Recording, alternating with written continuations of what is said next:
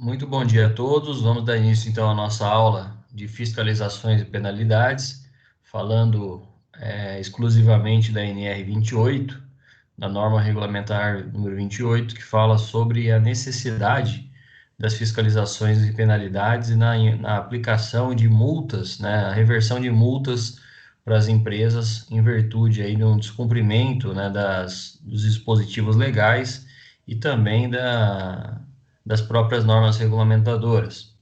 Eu me chamo Conrado, sou professor aqui do Senac Araraquara. Estamos trabalhando em formato remoto essas aulas justamente aí para a gente aproveitar esse tempo que nós estamos em distanciamento social.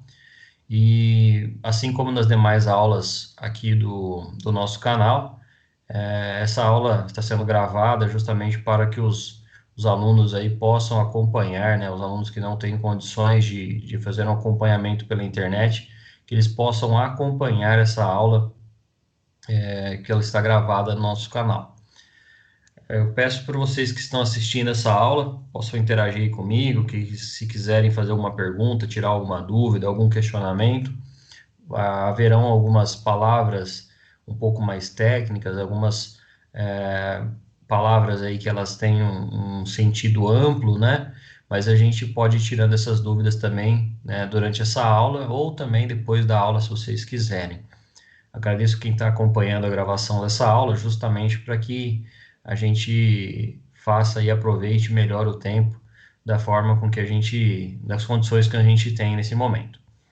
A você que chegou aqui no canal, peço que vocês se inscrevam aí no meu canal aqui no YouTube, ative os sininhos de notificação, dê o like, curtir o joinha. Isso faz com que o canal cresça aí e, consequentemente, a gente tenha mais inscritos, né, durante esse momento. E também sigam aí meu perfil no LinkedIn, né, que ele também serve de uma atualização profissional, de um networking, justamente para isso.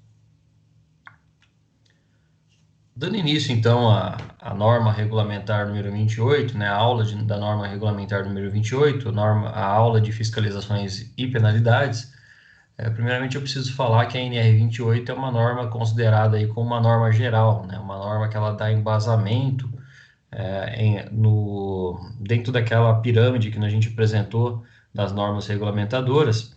A NR 28, ela apresenta, então, o conceito de uma norma geral, ela é aplicada para toda e qualquer empresa, independente do porte, independente do tamanho, justamente porque ela serve aí como uma base, né, da implantação da segurança do trabalho. Então, neste momento, aí, quando a gente estuda a NR 28, dá para ser instituída, né, dá para ter um entendimento melhor do custo que aquilo vai gerar para a empresa em uma eventual fiscalização do Ministério do Trabalho e Emprego.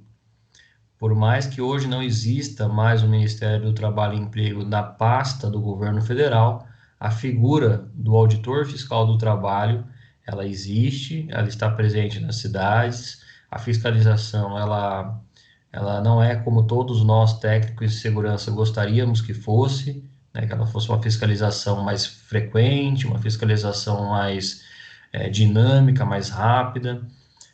E justamente nós temos aqui na cidade de Araraquara somente uma auditora fiscal que cuida da área de saúde e segurança do trabalho para atender aproximadamente aí 70 cidades.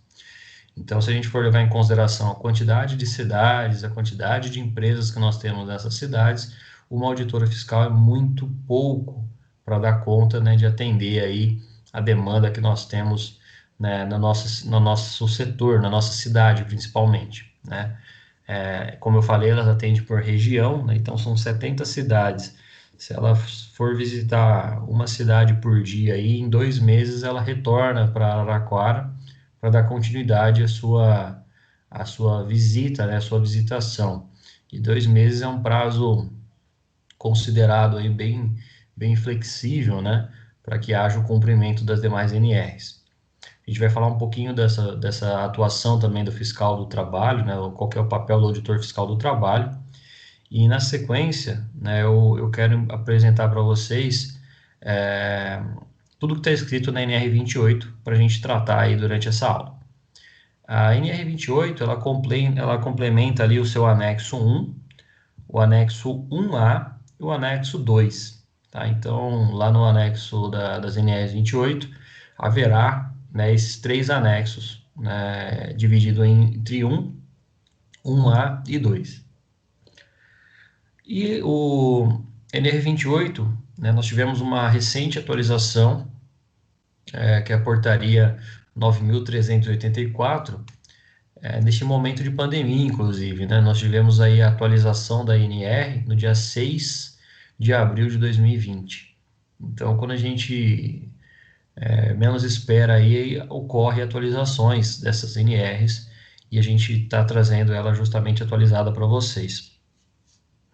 Falando especificamente da NR 28, o papel da empresa, né, como eu estava falando no início aí da aula, é de cumprir as normas regulamentadoras e também, né, colocar à sua disposição, né, todo e qualquer documento relacionado à saúde e segurança do trabalho para que seja fiscalizado.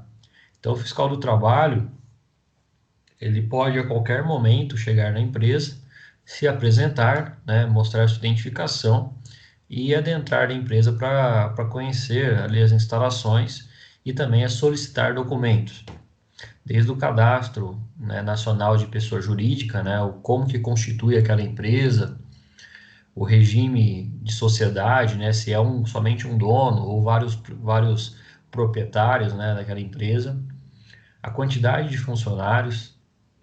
Ele pode verificar, fazer uma abordagem com esses funcionários, conversar com os trabalhadores durante o trabalho. Ele tem um papel, né, como a gente tem dito aí, né, de fiscalizar e também de orientar e advertir os proprietários da empresa. Então, o fiscal do trabalho, ele se apresenta, né, e ele não precisa agendar um horário, olha, eu vou aí na segunda-feira às 8 horas. Não, ele não nem tem essa prerrogativa, né? Ele tem ali o ímpeto de fiscalização, ele tem a prerrogativa de fiscalizar e ele não precisa marcar horário, tá bom? Então, independente da empresa, seja empresa pública, privada, seja empresa de 10 funcionários ou de 1.000 funcionários, ele pode chegar e simplesmente adentrar a empresa. O que muitos fazem, né, por uma questão de educação, aí, de moral e bons costumes, é chegar na empresa, se apresentar, aguardar ali uns 15, 20 minutos, né, para falar com alguém e depois entrar na empresa. A partir do momento que ele adentra a empresa, né, começa uma fiscalização e aí ele pode fazer uso, inclusive, de recursos audiovisuais, gravações, vídeos, para enriquecer ali a sua fiscalização, tá bem? Então, quando a gente fala aí sobre a fiscalização do trabalho, a NR 28, ela, ela aponta, né, para o empresário a necessidade de cumprir as demais 36, né, 37 normas regulamentadoras agora. Nós temos aí da NR1 até a NR 37, dependendo da área de atuação, né, daquela empresa, para colocar em abordagem, né, e colocar ali em atendimento ao que está na norma. E o fiscal do trabalho, ele vai mostrar para a empresa também como que está o andamento, né, da gestão da saúde e segurança do trabalho. Então, se você é um bom técnico em segurança do trabalho, se você atua, né, com zelo, com propriedade, né, e gera ali na sua empresa, né, é, consegue gerar ali um bom fluxo, né, e gestão de documentos em saúde e segurança do trabalho, consegue fazer uma boa retenção de número de acidentes e consegue mostrar para o fiscal, isso também gera aí um retorno positivo, que você está fazendo um bom trabalho enquanto técnico de segurança, tá bom? E aí, aplicação de multa, né? A gente vai falar um pouquinho mais sobre isso na próxima aula, mas ela tem que ser utilizada aí como último caso. O que a gente vê na prática, né, principalmente aqui em Araraquara, é que a auditora fiscal ela deixa para aplicar a multa em último caso. ela realmente cumpra ali o papel dela de orientar e advertir a empresa para, se possível, né, se a empresa não fizer nada do que ela está falando ali, ela vai aplicar sim a multa, porque é um direito dela e, consequentemente, é um direito garantido para que os trabalhadores é, venham a ter o mínimo exigido, né, pela norma regulamentadora. Nós vamos falar um pouquinho mais sobre a NR28 neste momento. Então, a norma regulamentar número 28, ela inicia ali como número 28.1, falando sobre a fiscalização.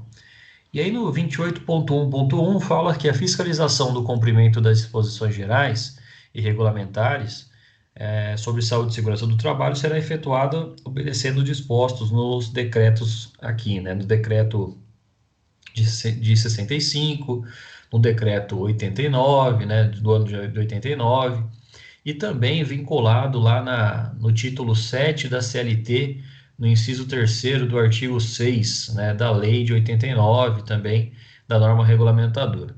Então eu não vou ficar citando item a item aqui, mas é interessante a gente saber que a NR28 ela foi criada, né, através da portaria 3.214 de 78, que ela dá base a todas as NRs, né, a normas regulamentadoras, desde a NR1 até a NR37, nós obedecemos a portaria 3.214. Dentro dessa portaria 3.214 haverá aí um leque, né, de várias outras portarias falando sobre a abertura de novas normas ou atualização dessas normas. E o papel, né, da CNR 28, ela tem como objetivo principal a padronização dos procedimentos de segurança e saúde, com vistas à aplicação de medidas corretivas e punitivas, né? Então, falando basicamente aí da fiscalização da NR 28, apenas um órgão pode fazer a fiscalização, né, e controlar aí as atividades relacionadas à saúde e segurança do trabalho, e essa está sob responsabilidade do Ministério do Trabalho. Aqui no caso de Araraquara, nós temos a gerência regional, por isso que fala, né, a gerência regional, que ela cuida de uma determinada região.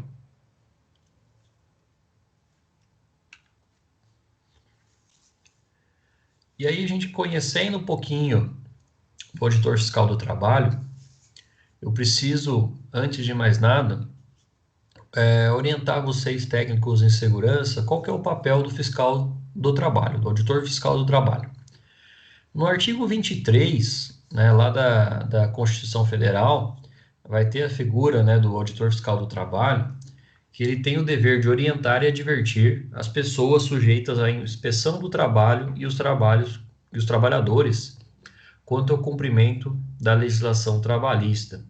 Então, esse artigo 23, quando ele traz aí sobre a atuação do auditor fiscal do trabalho, ela vai abordar que o papel, né, desse auditor fiscal é de orientar e advertir. Então, primeiramente, ele tem que orientar, tá? Se na sequência a empresa não cumprir, né, o papel dela, não procurar pelo menos ali não procurar fazer o que o auditor fiscal está orientando, né? Buscar um técnico de segurança, buscar a realização de um treinamento, buscar a adaptação de uma máquina, né? Então, esse artigo 23 vai trazer aí, né, exatamente falando o papel do auditor fiscal do trabalho. Primeiramente, orientar, na sequência, se a empresa não cumprir o que é exigido, né, advertir. Esse artigo 23, ele faz parte de um decreto, né, de dezembro de 2002, né, o decreto 4.552, que fala, inclusive, né, sobre a dupla visita em alguns casos. O que seria uma dupla visita, né? É exatamente como o nome diz, é a ida, né, do auditor fiscal do trabalho, inicialmente fazer um papel ali de orientar, e na sequência, caso a empresa não cumpra, né, o que está sendo orientado, na dupla visita, realizar a advertência, tá bem? Então, vocês vão observar aqui que a gente vai citar alguns tópicos, mas isso depende muito da vontade, né, daquele fiscal, da agenda daquele fiscal, e não existe uma determinada quantidade de datas. Olha, ele vai voltar aqui a 30 dias. Não, ele dá, ele coloca ali na sua um prazo, né, de 30, 60, para que gere ali um tempo hábil para a empresa buscar fazer o que ele está orientando, tá bom? E advertir, né, caso não tenha sido feito aí o que foi orientado pelaquela empresa.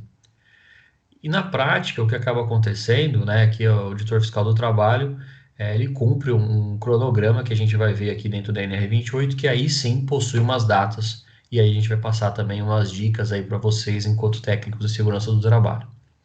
O primeiro tópico que a gente vai ver aqui da dupla visita, ela vai ser aplicada, né, quando ocorrer a promulgação, né, ou expedição de novas leis. Então, o que é uma promulgação? Cria-se lá uma lei, ela passa por um crivo, né, dos nossos deputados federais, vai para o Senado, ele é aprovado, é feita uma comissão, né, parlamentar ali para discutir sobre aquele tema, depois passa para os deputados, depois os deputados vai para os senadores fazem a leitura, fazem a votação, demora para aplicar uma nova norma regulamentar ou a expedição aí de uma nova lei, né? Nós tivemos recentemente aí uma atualização, né, na nossa reforma trabalhista, e essa reforma trabalhista é encarada como uma nova lei. Então, após a promulgação, né, que é esse ato, né, de passar por todo esse processo, né, de atualização dessa norma, quando a gente fala sobre a promulgação, nós estamos falando então de uma publicação de uma nova expedição, de uma nova lei, de uma nova regra, né, que vai ser aplicada. De maneira oficial, essa lei ela torna pública, né, a partir do momento que ela entra em vigor. Então, todo final de lei está lá, né? Essa norma entrará em vigor a partir da sua publicação. Então, a partir da publicação é de imediato, ou no caso das normas regulamentadoras, aplicado aí uma flexibilização um pouco maior, dependendo do número de empresas, dependendo da quantidade de quão importante, né, e quão necessária é a aplicação daquela lei, regulamentos ou instruções ministeriais. Com relação exclusiva a esses atos, será apenas instrução dos responsáveis. E no item 2 aqui, traz o seguinte: quando se tratar de primeira inspeção de estabelecimentos ou locais de trabalho recentemente inaugurados ou empreendidos. Então, a dupla visita também vai ser aplicado para aquela empresa que acabou de abrir, né? Então, vamos falar no caso de uma padaria, por exemplo. Acaba de inaugurar uma padaria, o fiscal do trabalho ele pode ir lá e fazer uma visita, né? Falar, vou tomar um café ali, vou comer um pão na chapa, mas eu também já vou fazer a minha inspeção, né? Vou orientar ali. E a partir do momento que ele faz essa primeira visita, né? Primeira inspeção, há ali o papel daquele auditor fiscal de fazer a orientação. Mas aí, vamos supor o mesmo caso de uma outra padaria que tem aí na cidade há mais de 20 anos. Essa padaria não significa, né, que você vai aplicar, que o auditor fiscal vai aplicar a dupla visita. Afinal de contas, né, ela já existe há mais de 20 anos, então se espera, né, dessa padaria que ela cumpra as normas regulamentadoras e que ela tenha ali um bom papel de gestão na saúde e segurança do trabalhador. Então, orientar e advertir é o papel do auditor fiscal do trabalho. E na sequência, né, a gente vê aí que é geralmente quando há promulgação de novas leis ou quando a primeira inspeção em locais recentemente inaugurados ou empreendimentos, né, que estão abrindo aí.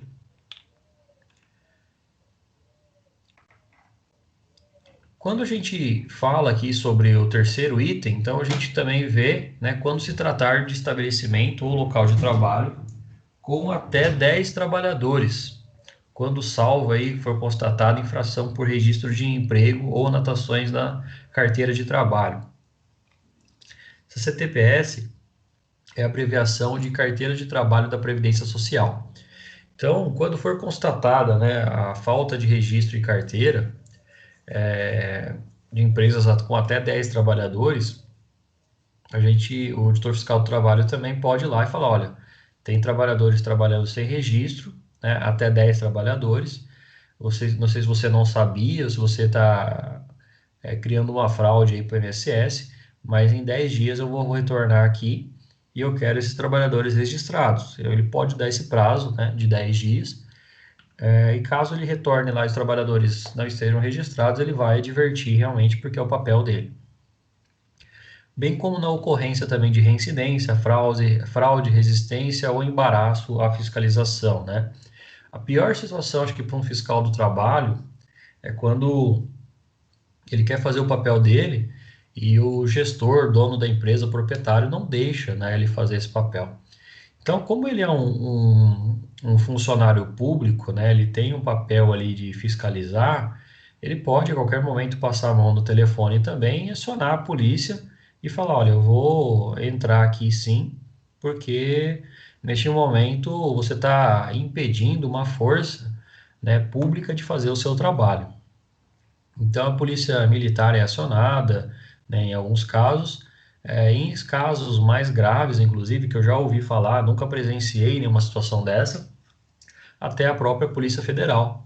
Porque como eles têm o mesmo papel, né, aí eu digo estão no mesmo guarda-chuva de hierarquia, né, os dois respondem para o governo federal. Então, a partir do momento que a gente monta uma empresa, a gente tem uma empresa, é algo sério, e é algo que é necessário criar a fiscalização.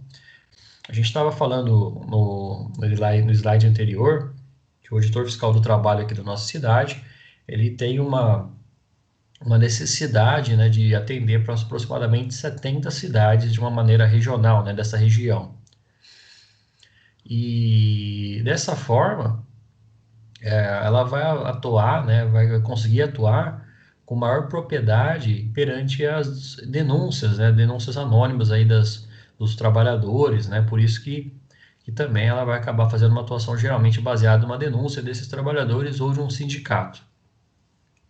E por último aqui, né, quando tratar também de microempresa ou pequena empresa de pequeno porte, na forma específica da lei, geralmente as empresas que atendem aí recolhem o que a gente chama de Simples Nacional, né, o Simples Nacional, é uma empresa caracterizada como empresa de pequeno porte. Então, basicamente, o papel do auditor fiscal é orientar e advertir. E, se possível, né, criar ali o critério da dupla visita, geralmente enquadrado nesses itens aqui. Ó.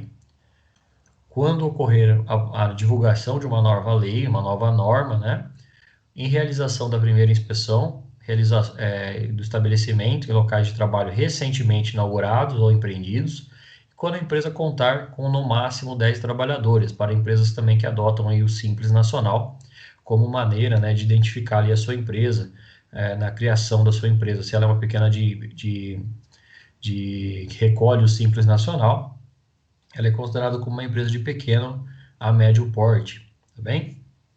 Então, voltando aqui para o item da norma, vamos falar aqui especificamente sobre o item 28.1.2, que ela traz, então, na fiscalização, que os processos resultantes da ação fiscalizadora é facultar, né, ou seja, anexar documentos que vão dar comprobatórios, tá bem? Que de pormenorizados, né, pormenorização, vão trazer ali de fatos circunstanciais e comprobatórios. Deixa eu fazer uma pausa aqui. Quando a gente fala sobre fiscalização, inicia então um processo de fiscalização. Não significa que você vai precisar ali de um advogado de imediato, que a empresa vai precisar ir na justiça. Não, neste momento ainda não. Mas quando a gente fala de um processo de fiscalização, é que inicia realmente o acompanhamento do fiscal do trabalho e ele vai anexar quaisquer documentos que dê pormenorização, ou seja, documentos mais que possíveis ali, que vão trazer, né, que vão apresentar para que qualquer outro fiscal veja que existe irregularidade, que inclusive juízes podem ser acionados para mostrar que existe irregularidade naquela empresa. De fatos circunstanciais, quer comprobatórios. Deixa eu fazer uma analogia aqui, né? O que é um fato circunstancial? Vamos imaginar aí o Kleber, né? O aluno Kleber que está ouvindo a nossa aula, está participando da gravação. Ele me fala o seguinte: olha, eu tenho mais que 18 anos. Essa argumentação, esse fato que ele está falando aí, o que ele falou, é algo circunstancial. Ele está falando para mim que ele tem mais de 18 anos e ele aparenta ter mais que 18 anos. Ponto.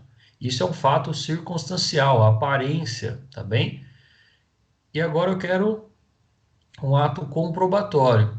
Ah, então me mostra aí seu RG. Se ele mostrar o RG lá ou a certidão de nascimento, é algo que vai comprovar, é um documento de comprovação que atende, né, aquele fato, né, aquele ato que ele falou que ele tem mais de 18 anos. Então, a empresa pode falar que todos os trabalhadores estão registrados, todos os trabalhadores têm EPI, todos os trabalhadores foram abertos o CAT de todos os acidentes. Isso é um fato circunstancial. Mas se ele for apresentar isso numa auditoria, né, numa fiscalização, ele vai precisar de documentos. E esses documentos eles são comprobatórios do fato que foi dito anteriormente. Podendo, no exercício da função de inspeção do trabalho, o agente de inspeção usar todos os meios, inclusive audiovisuais, necessários à comprovação da infração. Então, ele pode tirar foto, ele pode gravar, ele pode entrevistar trabalhadores. O papel do autor fiscal do trabalho, a partir do momento que ele está dentro da empresa, é de fiscalização. Então, ele pode fazer o que ele bem entender para a realização do seu bom trabalho. Ah, você não pode filmar aqui. Não, tudo bem. Isso a regra, né, pode servir para os trabalhadores, né? Essa regra pode servir para os demais. O auditor fiscal do trabalho ele tem a prerrogativa de filmar, de tirar foto, de fazer o que ele bem entender, mediante que isso faça parte de um processo de fiscalização.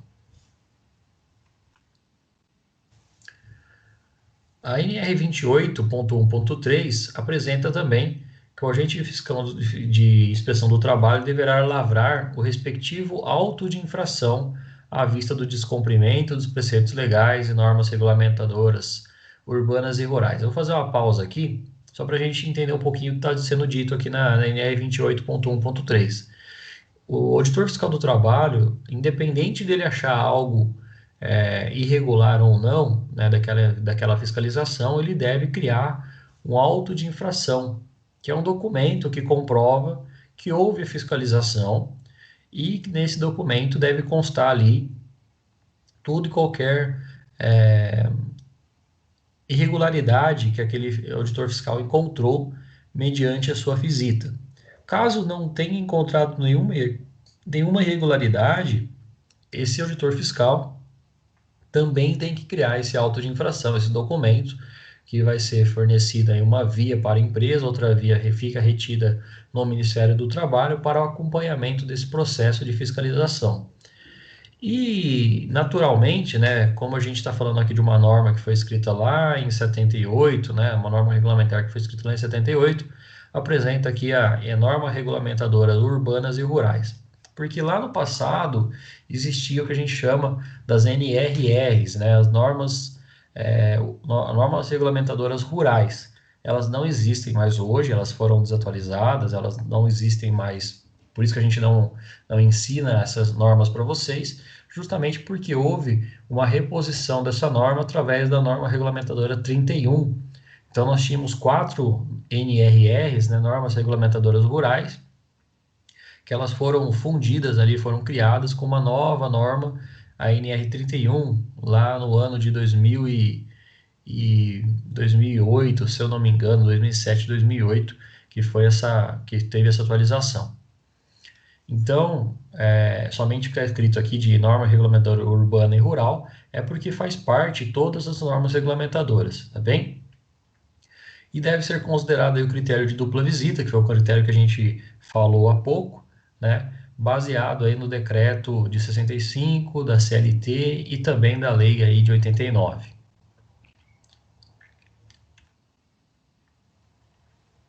Estou mostrando para vocês aqui um auto de infração. Eu tomei o cuidado aí de apagar aqui o nome do auditor fiscal do trabalho, o nome da empresa, mas basicamente o auto de infração ele vai conter um número, esse número ele vai possuir uma data da fiscalização, né? Então lá dia 3 de 2 de 2013. um código que é gerado automaticamente, né, que eles vão depois colocar ali uma etiqueta, vão colocar um código de barra. Esse órgão, né, do Ministério do Trabalho, existe um número específico, existe um endereço, tudo para ser encontrado. O atuante, né, que é o auditor fiscal que fez a atuação, que foi lá fazer o auto de infração, e a empresa, né, que está ali mediante o seu CNPJ, endereço, mediante aqui todas os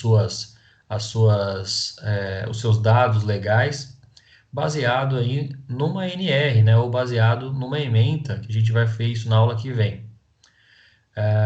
E aí ele tem que apresentar uma descrição e um histórico, né, e uma capitulação na sequência, ou seja, descrever, apresentar o que já foi feito e também ali apresentar depois aonde a empresa não está cumprindo, né, para possivelmente gerar uma autuação. Então, até dá para ler aqui, mas eu só vou passar rapidamente os olhos aqui. A descrição é que a empresa não realizou análise ergonômica, por exemplo, tá bem?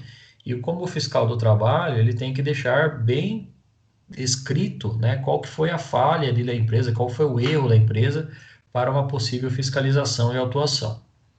O histórico, então, a empresa fala ali que a inspeção começou no dia 25/6/2013, ou seja, quase 6 meses antes, né? Então, dia 25/6/2012, né, aqui a gente falou que a abertura foi lá no dia 3/2/2013, mas o fiscal aqui foi bem paciente, ele esperou 6 meses para aplicar ali, para finalizar a fiscalização, né, para gerar um auto de infração. Então, iniciou no estabelecimento, né, em 25/6/2012, e está em andamento até a presente data. O empregador deixou de contemplar análise ergonômica. Foi elaborado, né, uma função, levando em relação aos aspectos relacionados, às normas de produção, informa ainda, né, que a análise ergonômica do trabalho foi realizada de tal horário, contudo não informa que há trabalho aos sábados em meio período. Informa que há pausa, contudo a pausa informada aquela destinada a refeições legalmente estabelecida de 60 minutos a 120 minutos.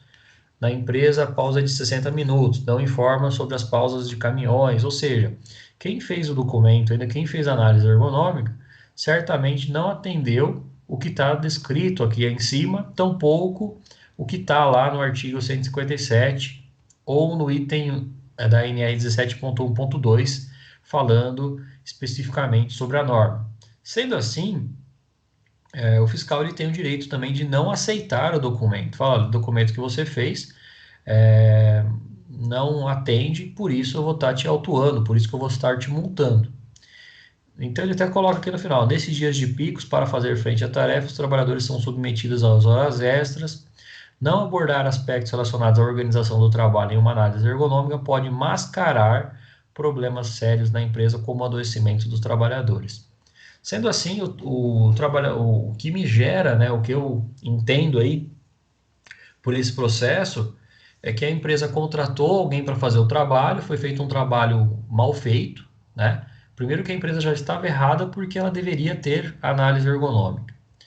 Na sequência, ela contratou um profissional para fazer o trabalho foi mal feito e certamente aí, após 120 dias, após praticamente 6 meses, o fiscal do trabalho resolveu gerar uma autuação, né, uma penalidade, uma multa para aquela empresa, tá bem?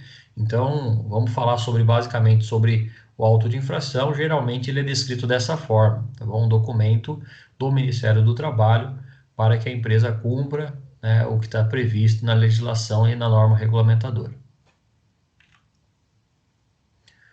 No item 28.1.4, fala também que o agente de inspeção do trabalho, com base em critérios técnicos, sempre baseado em critérios técnicos, poderá notificar os empregadores concedendo prazos.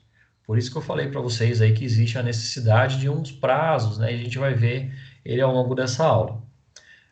Para a correção das irregularidades encontradas. Então a gente já viu que o fiscal do trabalho ele pode autuar, ele vai realizar a fiscalização em dupla visita, dependendo da empresa, né, daqueles casos, e ele também concede prazos. Então, nesse sentido, podemos colocar algumas aspas aí que ele é bonzinho, entre aspas, né?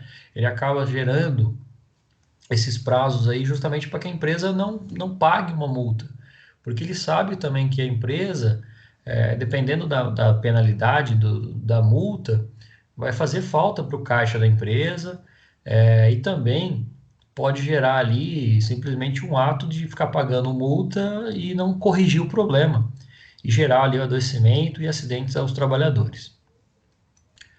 O prazo para o cumprimento dos itens notificados deverá ser limitado a no máximo 60 dias. Tá? Então, estamos falando de basicamente aí 2 meses, né? Mas vocês vão observar que existe uma prerrogativa aí de aumentar um pouquinho. Inclusive, tem o que a gente chama aí de dilação do prazo, né? Que a gente pode solicitar para a empresa, solicitar em nome da empresa para o Ministério do Trabalho de um aumento desse prazo. Então, o prazo para cumprimento dos itens notificados deverá ser limitado a 90 dias. Desculpa, a 60 dias. Então, o que eu estou abordando aqui? Apresentou lá que um trabalhador não tem registro. Eu sei que para fazer um registro em carteira, no máximo ali 10, 15, 20 dias, ele tem o registro em carteira. O trabalhador ele não fez ali, não consta no livro de registro de empregados, né? Fazer esse registro é rápido, não demanda 60 dias.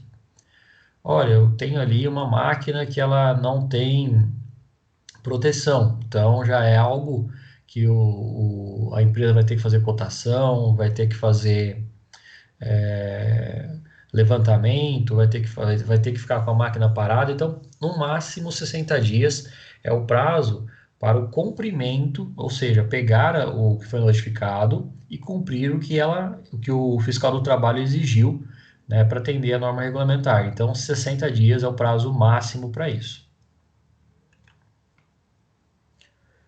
E a autoridade regional competente, diante da solicitação escrita do notificado, acompanhada da exposição de motivos relevantes, né, deixei até em negrito aqui o que é relevante, apresentada no prazo de 10 dias do recebimento da notificação, poderá prorrogar por 120 dias, contado do termo de notificação, o prazo para cumprimento.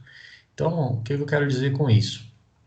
Quando começa uma fiscalização. Então, vamos pegar aqui, por exemplo, que começa uma fiscalização no dia de hoje, no dia 2/7. O fiscal do trabalho chega na empresa no dia 2/7. Em até 10 dias, né, a empresa vai receber um termo de notificação e até 10 dias, né, desse termo de notificação, ele pode pedir uma prorrogação desse prazo de 60 dias, tá? Para fazer ali, para cumprir o documento, para cumprir uma notificação. Então, seja uma falha de registro, seja, por exemplo, uma, uma falha de registro de funcionário, que o funcionário não tenha ficha de EPI, que o funcionário não tenha passado por integração, né, ele pode pedir um prazo ali de curto, né, de 30 dias, de 20 dias para ser cumprida essa notificação.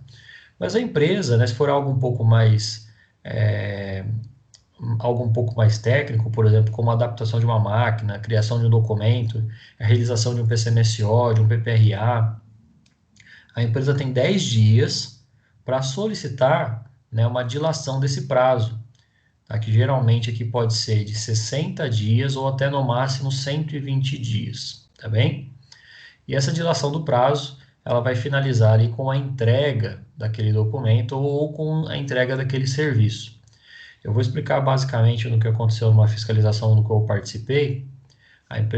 O fiscal visitou um prédio recente que tinha sido inaugurado de uma empresa. Essa empresa trabalhava com alumínio. Foi notificado, né? E ali tinha alguns itens, por exemplo, o prédio não tinha ali o levantamento de máquinas que tinha no prédio, né? Aquela empresa não tinha descrito, né, a quantidade de máquinas que tinha no prédio.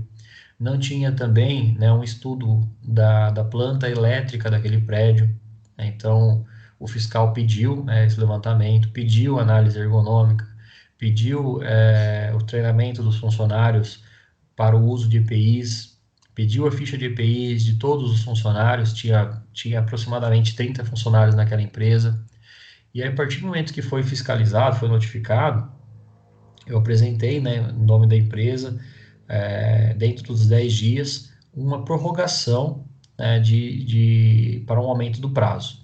Mas nessa prorrogação eu já apresentei, né, algumas coisas que tinham sido feitas. Então o treinamento ele é rápido para ser feito, né, em 1, 2 dias você consegue parar os trabalhadores, dar esse treinamento de prevenção de proteção respiratória, por exemplo, de proteção de conservação auditiva. Você consegue fazer uma boa ficha de EPI, recolher as assinaturas das entregas, né? Mediante sempre a entrega do equipamento de proteção individual. Não é para você criar, fabricar documentos, é sim colocar em prática o que você aprendeu como técnico em segurança e gerar ali para a empresa subsídios comprobatórios que comprovem que você está cumprindo a legislação para que ele não tenha que pagar uma multa futura. Mas para alguns itens, a gente solicitou uma dilação de prazo, né? Uma dilação de prazo, ou seja, uma prorrogação desse prazo. Por exemplo, precisava ali de um estudo de um engenheiro elétrico falando sobre a estrutura do prédio. Ela pediu também, como o prédio ele é alto, né? Ele precisa ter um estudo específico para a proteção da descarga elétrica, né? Que é os raios, né? Basicamente, para que não tenham trabalhadores ali trabalhando e receba uma descarga elétrica, por exemplo. E ali precisa ter para-raio, precisava fazer umas adaptações. Então foi solicitado um prazo de 120 dias para justamente encontrar o engenheiro elétrico para fazer esse levantamento e depois, na sequência, a adaptação do prédio, né, a instalação ali dos para-raios, por exemplo. E depois, né, finaliza o auto de infração com a entrega de todos os documentos. Então, como eu falei para vocês, o auto de infração é necessário por causa que gera um processo, olha, são etapas, tá bem? E como que eu faço essa dilação do prazo, Conrado? Porque é algo que muitas normas não apresentam isso, e também é algo legal. Está previsto lá na NR 28, está previsto também no artigo 23, que fala sobre a atuação do fiscal do trabalho, que ele pode conceder prazos mediante o seu entendimento. Então, a dilação do prazo sempre baseado em exposição de motivos relevantes. Então, eu vou aqui e apresento para vocês, por exemplo, né, que essa concessão de prazos, né, no item 28.1.4.3, só poderá ser maior, né, a 120 dias, poderá ser maior mediante a negociação prévia entre o notificado, ou seja, a empresa, o sindicato da categoria de empregados e também a autoridade regional competente. Então, vamos primeiramente entender aqui que existe um auditor fiscal na cidade, mas haverá acima dele um gerente regional. Esse gerente regional, né, que vai entrar aí nesse momento dessa negociação para poder conceder o prazo aí acima de 120 dias, juntamente aí com membros do sindicato. Então, monta-se uma comissão tripartite para a possibilidade, por exemplo, de aumentar, né, esse prazo, essa concessão de prazo. Então, por exemplo, uma empresa que ela começou a crescer, ali tinha 10 funcionários, depois ela subiu para 50, depois ela subiu para 100. O auditor fiscal do trabalho visita, vê ali que eles não têm condições, por exemplo, para se alimentar, não tem cadeira para todo mundo, não tem refeição para todo mundo, né? Às vezes vai falar daquele marmiteiro, né? Então aquela aquela lugar para colocar marmita para deixar condicionado, não está atendendo, né, o critério de higiene. O fiscal do trabalho pode falar que pode orientar, né, advertir a empresa para a criação de um refeitório. E aí o notificado, no caso aqui o empresário, vai apresentar, olha, tem um plano aqui de obra, de ampliação, entretanto eu vou precisar de 180 dias. Passado isso para o gerente regional, o gerente regional vai chamar o sindicato, vai chamar o empresário, vai apresentar ali para todo mundo e pode prorrogar, né, aumentar a 120 dias, pode passar para 180, por exemplo, a criação de um refeitório para atender todos os trabalhadores. Tá? Então, nesse ponto, o Ministério do Trabalho é bem flexível também, se os benefícios forem gerados, obviamente, para os trabalhadores. E a empresa pode recorrer também ou solicitar a prorrogação de prazo de cada item até no máximo 10 dias a contar da data de emissão da notificação. Então, basicamente, aí o que eu estou falando desses 10 dias foi aquele segundo item, né? Que a partir do momento da entrega do do auto de notificação, né? Haverá um prazo de 10 dias para solicitar a prorrogação desse prazo, podendo ser no máximo até 120 dias. Caso precise de um tempo maior, haverá uma negociação tripartite, né, entre sindicato, o Ministério do Trabalho e a empresa, para que aumente essa dilação de prazo. E mostrando para vocês, né, algo que a NR28 não tem como modelo, deveria ter, né, mas vocês podem procurar na internet. Mas eu trouxe também aqui um modelinho que eu apresento, né, mediante uma notificação, né? Então, por exemplo, suponho que aqui, né, em Araraquara, né, um documento feito para a região de Araraquara, coloco lá a data, solicitação de dilação de prazo. Então, em caixa alta, né, em maiúsculo, vermelho e negrito, porque eu estou afirmando, né, que haverá uma dilação, estou solicitando, estou usando o recurso que está previsto no artigo 23 e está também previsto na NR 28, que eu estou solicitando uma prorrogação desse prazo. Então, é meio que um papel de advogado daquela empresa neste momento. Então, eu coloco ali, declaro, né, para devidos fins, que estamos empenhados na confecção da análise ergonômica, né, na elaboração, né, ficaria até melhor aqui, documento, né, conformidade da NR 17, da empresa, né, o nome da empresa, inscrita no CNPJ, com o endereço, número, né, sendo que o referido documento será concluído e à disposição para ser consultado no prazo de 120 dias, tá? Então, pessoal, o não a gente já não tem, a gente tem que buscar o sim, né? Então, no caso aqui, eu lembro que essa empresa foi feita agora em março de 2020, a gente apresentou esse documento e o fiscal olhou e falou, olha, 120 dias é muito tempo, posso te dar 90 dias? Poxa, para quem não tinha nenhum documento, né? 90 dias ali é um prazo suficiente para a elaboração desse documento, né? Então, tenho aí 90 dias, 3 meses para visitar a empresa, conversar com os trabalhadores, levantar as informações e somente aí apresentar o documento para encerrar, né, e para que a empresa não receba uma multa, por exemplo, uma penalidade em virtude do não cumprimento. Então, nesse caso específico, né, e depois a gente coloca ali, né, desde já ficamos à disposição para prestar esclarecimentos em relação à conformidade, né, da citada empresa a respeito da NR17. E no final a gente assina, né, coloca o nosso nome, né? Então, se você for prestar um serviço para aquela empresa, você pode colocar o nome da sua empresa ali para fazer esse trabalho, ou simplesmente você é técnico de segurança daquela empresa, você pode apresentar essa declaração de dilação do prazo para aumentar ali o tempo hábil para a produção desse documento, né? Então, um PPRA, por exemplo, um PCMSO, um laudo técnico das condições ambientais, todos esses documentos eu posso solicitar até 120 dias.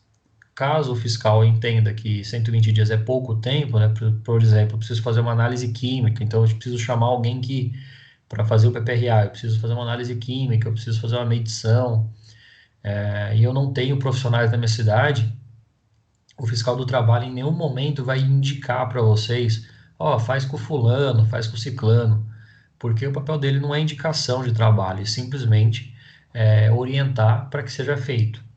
Inclusive para evitar aí também uma neutralidade, né, durante esse processo de trabalho. Na verdade, é para manter uma neutralidade, né? Na sequência, aqui a gente vai falar sobre a fiscalização, no item 28.1.5. Poderão ainda os agentes de inspeção do trabalho lavrar auto de infração pelo descumprimento dos preceitos legais e regulamentares sobre segurança e saúde do trabalho, à vista de laudo técnico emitido por engenheiro de segurança do trabalho ou médico do trabalho devidamente habilitado. O fiscal do trabalho, ele não é médico, geralmente ele não é médico, geralmente ele não é engenheiro elétrico, eletricista, por exemplo, né? Engenheiro de segurança. Por isso, ele pode solicitar ali parceria, né, com outros profissionais, e esse profissional, de uma maneira bem neutra, né, vai ali apresentar o seu documento, baseado, né, se ele for engenheiro ou médico do trabalho, Baseado, né, nesse documento, o fiscal do trabalho ele pode apresentar aquela notificação. Alguns entendem aí pela NR 28.1.5 que o fiscal do trabalho não precisa nem ir na empresa para fazer essa notificação, né? Não é assim que funciona. Ele precisa fazer uma visita, ele precisa se apresentar, ele necessita apresentar as orientações para depois advertir. E também dá uma brecha aí na lei, como a gente sabe, a legislação brasileira apresenta vários gaps aí, várias brechas. Ele pode simplesmente pegar, acordar num dia e falar assim, olha, que eu tenho 10 empresas, eu vou pedir para as 10 apresentarem a documentação. Aquela que não apresentar, eu vou lá e faço a fiscalização, faço a visita, tá bem? Então, não existe um critério muito bem definido de como que o fiscal vai ou não nas empresas, né? O que tem acontecido hoje na prática é realmente a visita, mas também pode ser feito aí por carta, né? Conforme a gente acabou de citar. Ele chama 10 supermercados, por exemplo. Eu tenho 10 supermercados em Araraquara, eu suponho, e aí ele pede documentação para os 10. 9 apresentou, um ficou faltando, esse um ele vai lá fazer a visita para verificar por que não foi entregue e por que não foi realizado não foi apresentado a documentação exigida. No item 28.2, vai começar a falar sobre embargo e interdição. É algo que já é citado lá na NR3, na norma regulamentadora número 3, e aí fala sobre o seguinte, o item 28.2.1 fala que quando o agente de inspeção do trabalho constatar situação grave e iminente de risco à saúde ou integridade física ao trabalhador, com base em critérios técnicos, deverá propor de imediato à autoridade regional, ou seja, haverá uma inspeção do auditor fiscal do trabalho e ele vai propor de imediato ao gerente regional a interdição daquele estabelecimento, setor de serviço, máquina ou equipamento. Então, quando a gente verifica, por exemplo, imóvel interditado, né, por exemplo, com o logo aqui do Corpo de Bombeiro, provavelmente que há um risco, né, ali de desabamento, ou não há, por exemplo, nenhum equipamento de proteção a combate a incêndio. Então a gente sabe que muitas empresas elas começam crescendo de uma maneira desestruturada, que as empresas elas começam a nascer ali no famoso fundo de quintal, e aí eles alugam, por exemplo, uma casa, e essa casa não tem nenhum plano, né, de abandono de área, não há nenhum primeiro socorro previsto, não tem nenhum extintor, né, e ali a empresa trabalha, por exemplo, com a máquina. Seja ela, independente do que for, uma máquina de costura, ela pode gerar ali faísca, pode gerar atrito e pode gerar um incêndio. Então, de imediato, né, o fiscal do trabalho vai solicitar à autoridade regional a interdição daquele estabelecimento, né, imóvel interditado, área interditada, e esse imóvel vai ficar interditado até o momento da regularização. E nesse momento a empresa fica sem poder trabalhar, sem poder emitir nota, sem poder fechar pedido, e todos os trabalhadores têm que ter ali seus benefícios, né, ou seus salários pagos em dia. Então, nessas empresas que a gente sabe que acontece hoje no Brasil, principalmente na nossa região, as empresas trabalham hoje para pagar o dia de amanhã, né? Então, não é interessante ficar nenhum dia fechado. E caso, né, não ocorra interdição, poderá ali no caso haver também o embargo. O embargo ele pode ser parcial ou total, geralmente de uma obra, né? Porque quando a gente fala de obra, principalmente, é o fato da construção, né? O embargo, né, na NR3 a gente vê bastante sobre isso, que o embargo ele ocorre no momento em que está concluindo ou está realizando uma obra, tá bem? E a interdição é quando a obra ela já acabou, né, já existe um setor de serviço ou estabelecimento, máquina ou equipamento, determinando então as medidas que deverão ser adotadas para a correção dessa situação de risco. Então, especificamente, aí, quando a gente fala sobre uma obra, né, geralmente essa obra é embargável no momento que ela está em construção. Após a construção, o imóvel pode ser interditado em virtude aí de danos, né, e situações grave e iminente de risco à saúde e à integridade física dos trabalhadores. No item 28.2.2, fala que a autoridade regional competente, à vista de um novo laudo técnico do agente de inspeção do trabalho, procederá à suspensão ou não da interdição do embargo. E somente a autoridade regional competente deveria fazer isso. Tá? Vocês observem que eu falei deveria, porque nós temos uma situação, né, a gente vai tratar isso no próximo slide, mas o fiscal do trabalho veio, fez uma notificação, a autoridade regional entendeu, né, o gerente regional ali entendeu que deveria fazer a interdição daquele empreendimento, o dono da empresa, né, o dono daquele setor não, não acatou e ingressou com pedido na Justiça Comum. Então, o juiz da Justiça Comum, né, que a gente fala aí do Justiça do Fórum, né, do Tribunal de Justiça, entendeu que não tinha nada de errado e mandou a empresa voltar a trabalhar.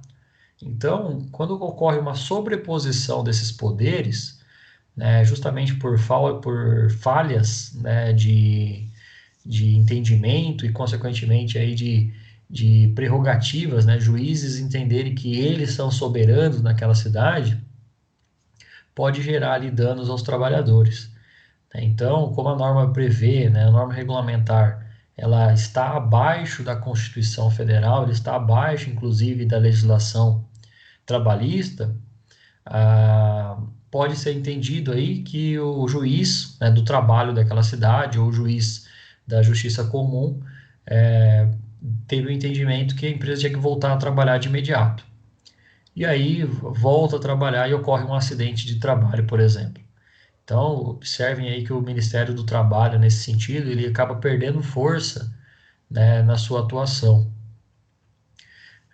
E na sequência, a gente vê aqui no item 28.2.3, que a autoridade regional competente, à vista de relatório circunstanciado, elaborado pelo mesmo agente de inspeção do trabalho, que comprove o descumprimento, reiteradas vezes, né, diversas vezes, sobre saúde e segurança do trabalho, poderá convocar o representante. Não é assim, ó, dá uma passadinha aqui no Ministério. Não, amanhã às 8 horas você precisa estar aqui, para apurar o motivo da irregularidade e propor soluções para corrigir as situações que estejam em desacordo com as exigências legais. E uma dica que eu dou para vocês aqui. Foi chamado para o Ministério do Trabalho, vá. Não arrume desculpas, né? Desmarque o dentista que você tem, desmarque a reunião que você tinha com o fornecedor, porque afinal de contas é um órgão público, é um órgão que a qualquer momento pode criar atritos, né? Vamos falar assim, com a tua atuação, com a empresa no qual você trabalha. Então, solicitou para apresentar a documentação, apresente. Solicitou para ir em uma reunião, vá. Solicitou para apresentar documentos da empresa, apresente. Ele pode, inclusive, reter esse documento para uma avaliação mais criteriosa. Não tem problema. Se você não estiver fazendo nada de errado, não tem por que não deixar esse documento com o fiscal do trabalho. E aqui eu estou mostrando para vocês, né, um caso que pode acontecer, né, que chegou a acontecer, por isso que a gente está trazendo, né, o trabalhador queima metade do corpo após a justiça liberar máquina interditada. Outro funcionário já havia queimado 70% da pele em uma caldeira semelhante. O juiz suspendeu a interdição feita pelo auditor fiscal do trabalho, colocando os trabalhadores em risco. Então, isso é uma situação comum, né, que acontece. Nós temos um caso na nossa cidade, que aconteceu também. Mas quando a gente fala sobre essa situação específica, né, ela é uma sobreposição da justiça perante ao Ministério do Trabalho. Então, somente o auditor fiscal do trabalho pode fazer a liberação, né, somente o gerente, né, regional do trabalho pode fazer a fiscalização neste caso aqui. Ele vai fazer a interdição e ele também vai fazer a liberação daquela máquina, tá bem? E algo que aconteceu aqui no ano de 2013, eu gosto de trazer isso para vocês, tem o nome das empresas aqui. Estava numa feira chamada AgriShow, o, o gerente regional do Ministério do Trabalho de Ribeirão Preto, a AgriShow ocorre em Ribeirão Preto, visitou, né, a feira começava no sábado. Na sexta-feira ele visitou os estandes lá, os locais onde as empresas estavam expondo e verificou que as máquinas não estavam em acordo com a NR12 e mesmo assim as máquinas estavam sendo vendidas. E aí o fiscal do trabalho, né, ele foi lá e colocou, né, falou, olha, uma interdição da máquina, a máquina ela está em desacordo com a NR12. Falando aqui em inspeção realizada, foi observado que a máquina não atende NR12. Então é proibida a fabricação, importação e comercialização e exposição da norma, né? Essa aqui, na verdade, é de Caxias do Sul. É uma outra feira que ocorre lá no Rio Grande do Sul. E esse documento teve que ficar na máquina, colado na máquina, para avisar quem fosse comprar que não podia estar, que ia comprar, mas não ia receber. Olha que coisa bacana, né? Então você compra uma máquina e não recebe ela. É a mesma coisa de você que for comprar um carro e ter um adesivo ali falando, olha, esse carro, o freio dele não funciona. Você vai pensar 2, 3, 4 vezes antes de fazer um test drive com aquele carro. Comprar, muito menos. Então, o papel do Ministério do Trabalho não é simplesmente visitar as empresas, eles podem também visitar aí, feiras, né, ou feiras de exposição para observar, né, o atendimento das demais normas regulamentadoras. No item 28.2.2, fala que também a autoridade regional competente, né, à vista de novo laudo técnico, né, poderá apresentar a suspensão ou não da interdição do embargo, conforme a gente falou no item anterior. Então, no item abaixo, né, 28.2.3, a autoridade regional competente, à vista do relatório circunstanciado, né, ou seja, um documento que ele vai apresentar todas as circunstâncias e a resolução dessas circunstâncias, que comprove o descumprimento reiterado das disposições legais, ele pode convocar, né, aquele empresário, aquele dono da empresa para propor a solução e corrigir as situações em desacordo às exigências legais. E entende-se, né, que no item 28.2.3.1, entende-se por descumprimento reiterado a lavratura de um auto de infração por 3 vezes no tocante do descumprimento do mesmo item, né? Eu vou até fazer uma pausa aqui para a gente explicar isso melhor. Então, o fiscal do trabalho vai e faz uma visita. Isso é uma primeira vez. Dá um prazo lá de 60 dias. Nesse prazo, a empresa não se manifesta, não apresenta nada. Volta na empresa e apresenta ali mais 10 dias para a empresa apresentar uma notificação, apresentar um documento ali falando, né, sobre a necessidade de cumprimento da norma. E a empresa não cumpre esses 10 dias, descumpriu pela segunda vez. Deu mais 10 dias e a empresa não cumpriu, né, após 3 tentativas, né, haverá ali um descumprimento reiterado. Então, haverá uma negligência por parte do empregador de cumprir as normas regulamentares, né, violando, né, o que a gente entende aí como advertências e intimações, podendo, obviamente, ali a empresa, o fiscal do trabalho tomar as medidas necessárias de interdição, de embargos, que for o caso de uma construção, ou ainda de comunicar ao Ministério Público do Trabalho para os procuradores levantarem situações irregulares de trabalho. Por exemplo, horas extras, mão de obra, próximas, análogas à condição de escravidão, trabalho com crianças.